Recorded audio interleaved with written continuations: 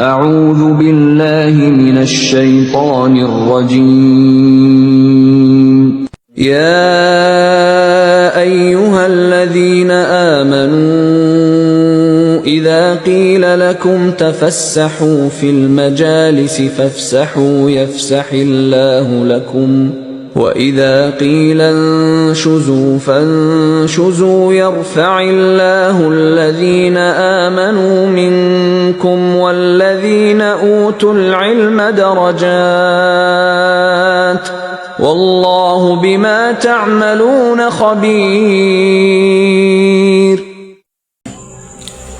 Baik, Assalamualaikum warahmatullahi wabarakatuh. Perkenalkan, nama saya Muhammad Awal Toat dari TP2, alamat Pambusbang. Kali ini saya akan mengajarkan suatu UAS atau final dari mata kuliah Ulumul Al-Quran. Berikut adalah pertanyaan dan jawabannya. Yang pertama itu, jelaskan apa yang dimaksud dengan mukham dan mustasbih dalam Ulumul Al-Quran. Mulkam adalah ayat yang jelas maknanya, tidak memerlukan penafsiran yang mendalam, biasanya terkait dalam hukum-hukum syariat yang jelas. Sedangkan mutasabih, ayat yang maknanya samar, membutuhkan penafsiran yang lebih dalam. Biasanya Biasanya berkait sifat-sifat Allah yang sulit dipahami oleh akal manusia. Yang kedua, jelaskan hikmah adanya nasikh dan mansukh di dalam Ulumul Al-Quran. Adanya ayat yang saling mencabut nasikh, yang dicabut mansukh dalam Al-Quran memiliki beberapa hikmah, diantaranya mengadaptasi hukum Islam adalah menyesuaikan dengan perkembangan zaman dan kondisi umat. Yang kedua, menjaga kelengkapan syariat. Semua aspek kehidupan umat manusia tercangkup dalam Al-Quran. Yang ketiga, meningkatkan pemahaman ayat-ayat yang saling berkaitan dalam memperkaya pemahaman kita terhadap Al-Quran. Soal yang kedua, jelaskan satu alasan mengapa Allah Subhanahu wa Ta'ala bersumpah dalam Al-Quran.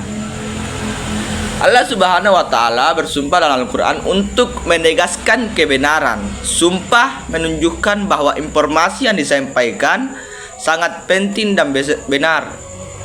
Menarik perhatian, sumpah membuat pembaca atau pendengar lebih memperhatikan pesan yang disampaikan. Meningkatkan keimanan, sumpah menunjukkan keagungan dan kekuasaan Allah Subhanahu wa Ta'ala.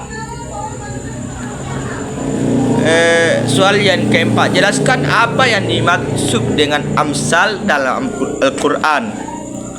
Amsal adalah perumpamaan yang digunakan dalam Al-Quran untuk menjelaskan suatu hal yang abstrak dengan menggunakan sesuatu yang konkret dan mudah dipahami.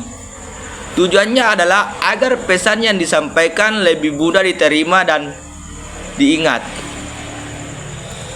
Pertanyaan yang kelima, jelaskan apa tujuan dan maksud Allah memberitakan kisah-kisah umat terlebih dahulu dalam Al-Quran. Allah Subhanahu wa Ta'ala menceritakan kisah-kisah umat terlebih dahulu dalam Al-Quran dengan beberapa tujuan, antara lainnya memberikan pelajaran. Kisah-kisah tersebut mengundang pelajaran berharga tentang iman, ketaatan, dan akibat dari perbuatan baik maupun buruk. Menegaskan kenabian Nabi Muhammad SAW. Kisah-kisah tersebut menunjukkan bahwa Muhammad adalah utusan Allah yang melanjutkan risalah para nabi sebelumnya. Meningkatkan keimanan, kisah-kisah Allah tersebut dapat menguatkan iman dan memperkokoh keyakinan kepada Allah Subhanahu wa Ta'ala.